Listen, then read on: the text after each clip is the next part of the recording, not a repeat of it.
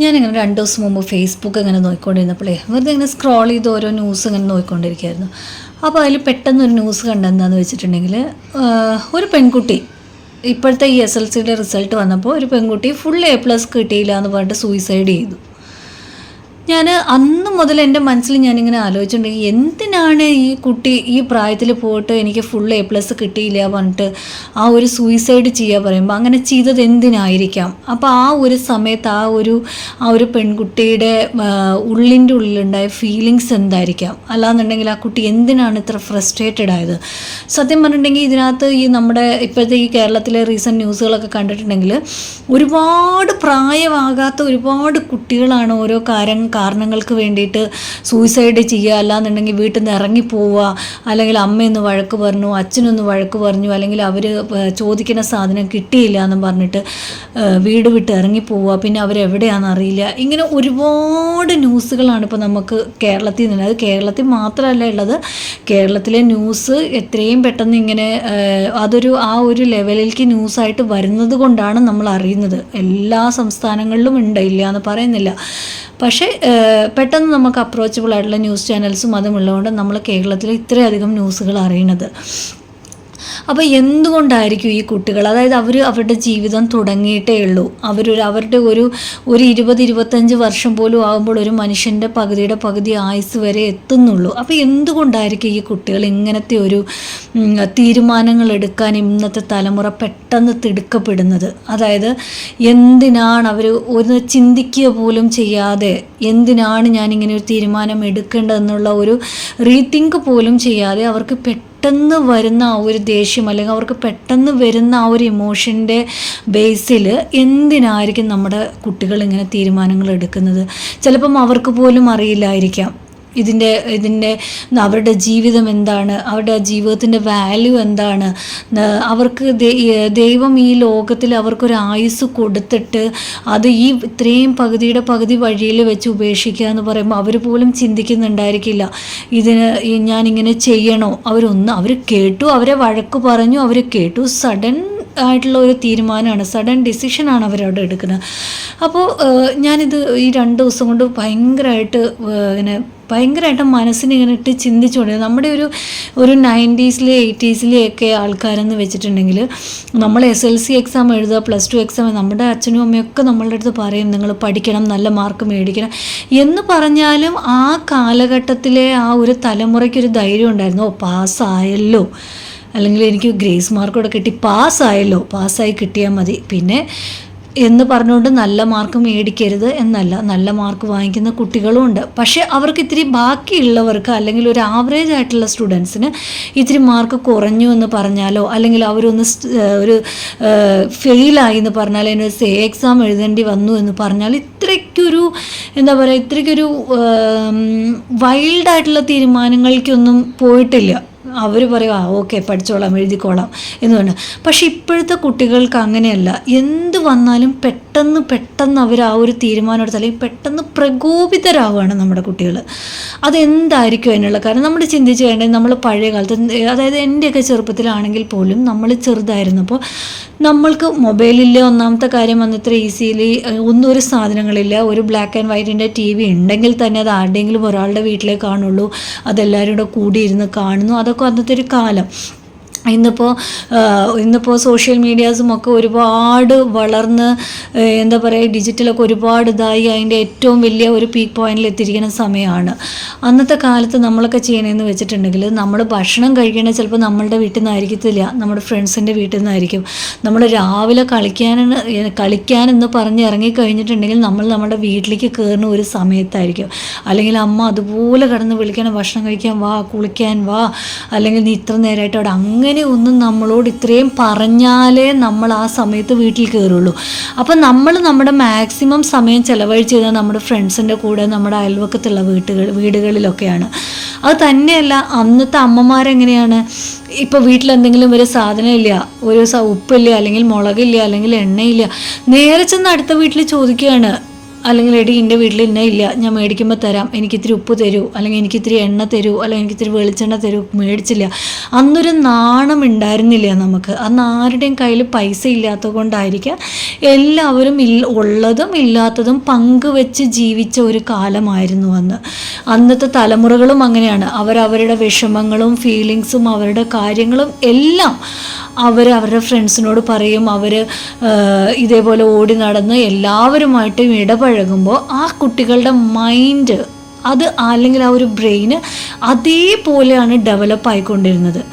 അവർക്കപ്പോൾ പെട്ടെന്നുള്ളൊരു പ്രതിസന്ധി വന്നാൽ അല്ലെങ്കിൽ പെട്ടെന്നുള്ള എന്തെങ്കിലും ഒരു പ്രകോപനം വന്നാൽ അവരൊരു സഡൻ ഡിസിഷൻ എടുക്കില്ല. ഇപ്പോൾ അവരെ വഴക്ക് പറഞ്ഞാൽ അവർ നേരെ പോകും അവരുടെ അച്ഛമ്മയുടെ അടുത്തോ അല്ലെങ്കിൽ മുത്തശ്ശിയുടെ അടുത്തോ മുത്തശ്ശൻ്റെ അടുത്ത് അപ്പച്ചൻ്റെ അടുത്ത് അമ്മച്ചിയുടെ അടുത്ത്, അല്ലെങ്കിൽ അവരുടെ കൂട്ടുകുടുംബം ആകുമ്പോൾ എല്ലാവരും ഉണ്ടാവുമല്ലോ. അച്ഛൻ്റെ ചേട്ടനുണ്ടാവും, അവരുടെ ഭാര്യമാരുണ്ടാവും, അനിയന്മാരുണ്ടാവും, അവരുടെ കുട്ടികളുണ്ടാവും. അപ്പോൾ അവർ വേഗം ചെന്ന് ഇത്തിരി നേരം ഒന്നും മൗനമായിട്ട് ആരെങ്കിലും വന്ന് ചോദിക്കുക എന്താ പറ്റിയെന്ന് നിനക്ക്, നീ എന്താ മിണ്ടാതിരിക്കണേ. അപ്പോൾ അവരുടെ കാര്യങ്ങൾ ഷെയർ ചെയ്യുമ്പോൾ അവിടെ സോൾവ് ആവുകയാണ്, അവരുടെ മൈൻഡ് അവരെ കാം ആവുകയാണ് അവിടെ ചെയ്യുന്നത്. പക്ഷേ ഇന്നുള്ള കുട്ടികൾ ന്യൂക്ലിയറായി എല്ലാവരും ജോലിക്കാരായി, അച്ഛനും അമ്മയും ജോലിക്കാർ, അവർക്ക് കുട്ടികളെ ഒന്ന് ഫ്രീ ആയിട്ടൊന്ന് അവരോട് സംസാരിക്കാനോ, ആകെ ഉള്ളത് ഇന്നത്തെ കുട്ടികൾക്ക് സംസാരിക്കാനുള്ള അവരുടെ അച്ഛനും അമ്മയും മാത്രമാണ്. പിന്നെ അവർക്ക് അനിയത്തിമാരോ അനിയന്മാരോ ഉണ്ടെങ്കിൽ അതും റെസ്ട്രിക്റ്റഡ് ആണ്. ഒരു കുട്ടി അല്ലെങ്കിൽ ഒരു ചേട്ടത്തി അല്ലെങ്കിൽ ഒരു അനിയത്തി ഇത്രേ ഉണ്ടാവുള്ളൂ, അല്ലെങ്കിൽ ഒരു ആങ്ങളെ ഒരു അനിയൻ ആ ഒരു ലെവലിലേ ഉള്ളൂ. അപ്പോൾ ഈ കുട്ടികൾക്ക് ആകെയുള്ളൊരു ആശ്രയം എന്ന് പറയണത് ജോലി ചെയ്യണ ഈ അച്ഛനും അമ്മയാണ്. അവരെന്ന് വെച്ച് കഴിഞ്ഞിട്ടുണ്ടെങ്കിൽ എന്താണ്, ഒരു സമയത്ത് പോകും, ഒരു സമയത്ത് വരും. അവർക്ക് ഇത്രയും അവർ വരുമ്പോൾ തന്നെ അവർ ഓൾറെഡി ഫ്രസ്ട്രേറ്റഡ് ആയിരിക്കും. ജോലി കാര്യങ്ങൾ, പിന്നെ ഇപ്പോൾ കറക്റ്റ് സമയത്ത് പഞ്ച് ചെയ്യുക, പഞ്ച് ഔട്ട് ചെയ്യുക, അങ്ങനെയുള്ളൊരു ലെവലിലുള്ളൊരു ലൈഫാണ്. പക്ഷെ പഴയ കാലത്ത് അതല്ല. കുട്ടികൾക്കെല്ലാം പറയാനും അവർക്കെല്ലാം ഷെയർ ചെയ്യാനും അവരുടെ കാര്യങ്ങൾ ചെയ്യാനും എല്ലാം അവർക്ക് അവരുടെ ചുറ്റും ഒരുപാട് ആൾക്കാർ. അപ്പോൾ അവരുടെ ബ്രെയിൻ അങ്ങനെയാണ് ഡെവലപ്ഡ് ആയിക്കൊണ്ടിരുന്നത്. പക്ഷേ ഇന്നത്തെ കുട്ടികൾക്ക് ഒന്നുമില്ല, അവർക്ക് ഒരു ഡിസ്കഷൻസ് ഇല്ല, അവർ സംസാരിക്കാറേ ഇല്ല. സംസാരമേ കുറവാണ്, പല വീടുകളിലും സംസാരിക്കാറില്ല. അതും എന്തെങ്കിലും ഒന്ന് ഒച്ചയിൽ സംസാരിക്കുമോ അല്ലെങ്കിൽ അവരുടെ ഫീലിങ്സ് ഒന്ന് ബ്രേക്ക് ഔട്ട് ചെയ്യാനുള്ള അവസരം കൊടുക്കില്ല. ഒച്ചയിൽ സംസാരിച്ച് അടുത്തുള്ളവർ കേൾക്കും, അത് നാണക്കേടാണ്, അങ്ങനെ ചെയ്യാൻ പാടില്ല, ഇങ്ങനെ ചെയ്യാൻ പാടില്ല. ഫുള്ളി റെസ്ട്രിക്റ്റഡ് ആയിട്ടുള്ള ഒരു അറ്റ്മോസ്ഫിയറിലാണ് ഇന്നത്തെ കുട്ടികൾ വളരുന്നത്. അതുകൊണ്ട് തന്നെ ഇപ്പോൾ നമ്മൾ വല്ല പ്രഷർ കുക്കറിൽ ഒരുപാട് പ്രഷറായി കഴിയുമ്പോൾ അത് വിസിലടിക്കും. അതല്ല, അത് നമ്മൾ അതിനുള്ളൊരു സാഹചര്യം കൊടുത്തില്ലെന്നെങ്കിൽ ഓബിയസ്ലി അത് ബ്രേക്ക് ഔട്ടായി പോകും. അതുപോലെയാണ് ഇന്നത്തെ കുട്ടികൾ. അവർക്ക് ഇതെല്ലാം കൂടി ഫ്രസ്ട്രേഷൻ വന്ന് അതിൻ്റെ ഇടയ്ക്ക് കൂടെ മാർക്കില്ല, അത് മേടിച്ചില്ല, ഇത് മേടിച്ചില്ല, അങ്ങനെയല്ല ഇങ്ങനെയല്ല എന്ന് പറഞ്ഞ് ഒരു സമയം വരുമ്പോൾ അവരുടെ ഒരു മാനസികാവസ്ഥ വേറൊരു ലെവലിലേക്ക് എത്തിക്കഴിയുമ്പം അവരപ്പോൾ ചിന്തിക്കുകയാണ്, ഇനി എന്തിനാണ് ഞാൻ ഈ ഭൂമിയിൽ, ഞാൻ ഇത്രയും സഹിച്ചു. പക്ഷെ അവർക്കറിയണില്ല ഇതൊന്നും അവരുടെ ജീവിതത്തിൻ്റെ ഒരു ബൗണ്ടറി അല്ല, ഇതല്ല അവരുടെ ലാസ്റ്റ് പോയിന്റ് എന്ന് ആ കുട്ടികൾ മനസ്സിലാക്കുന്നില്ല. അല്ലെങ്കിൽ അവരുടെ മാതാപിതാക്കൾ അവരെ അത് മനസ്സിലാക്കാൻ വേണ്ടി ശ്രമിക്കുന്നില്ല.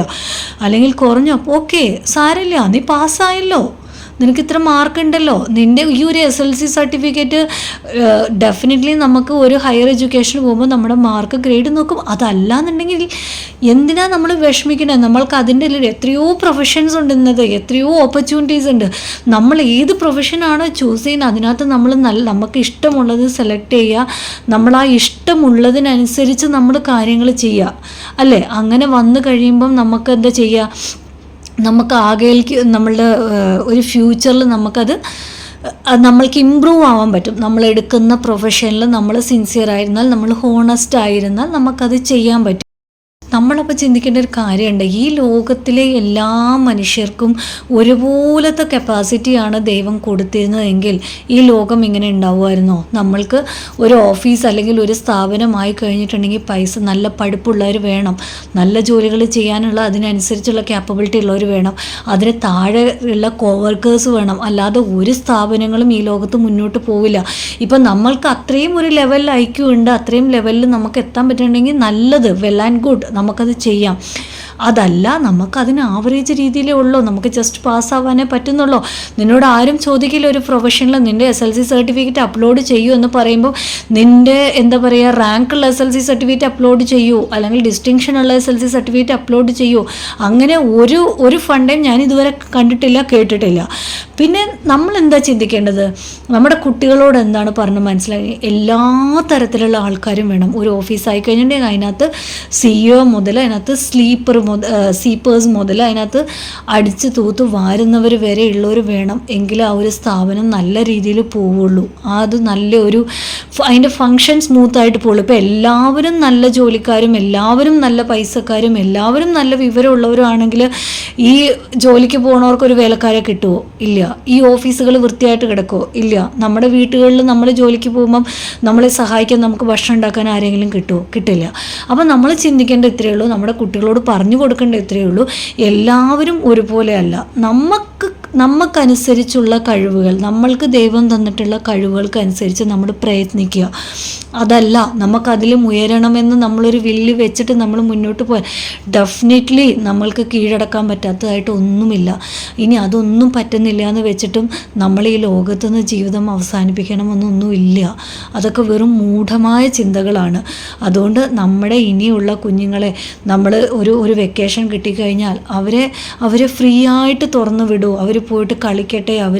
അവരവരുടെ പിന്നെ ഇപ്പോൾ എവിടെയാണ് ഹോം ടൗൺ അവിടെ പോട്ടെ, അല്ലെങ്കിൽ കേരളത്തിലുള്ളവരാണെങ്കിൽ കുട്ടികൾ കളിക്കട്ടെ, എല്ലാവരുമായിട്ട് മിങ്കിളാവട്ടെ, എല്ലാവരുമായിട്ട് സഹകരിക്കട്ടെ, അവരൊന്ന് ഓപ്പണപ്പായിട്ട് അവരുടെ ജീവിതം നയിക്കട്ടെ. അതല്ലേ നല്ലത്. നമുക്ക് നല്ലൊരു തലമുറ, നമുക്ക് നല്ല സ്നേഹവും സഹകരണവും സിമ്പതിയും എമ്പതിയും എല്ലാം ഉള്ള നല്ല കുഞ്ഞുങ്ങളെ കിട്ടട്ടെ എന്ന് നമുക്ക് പ്രാർത്ഥിക്കാം. നല്ലൊരു ദിനം നേരുന്നു.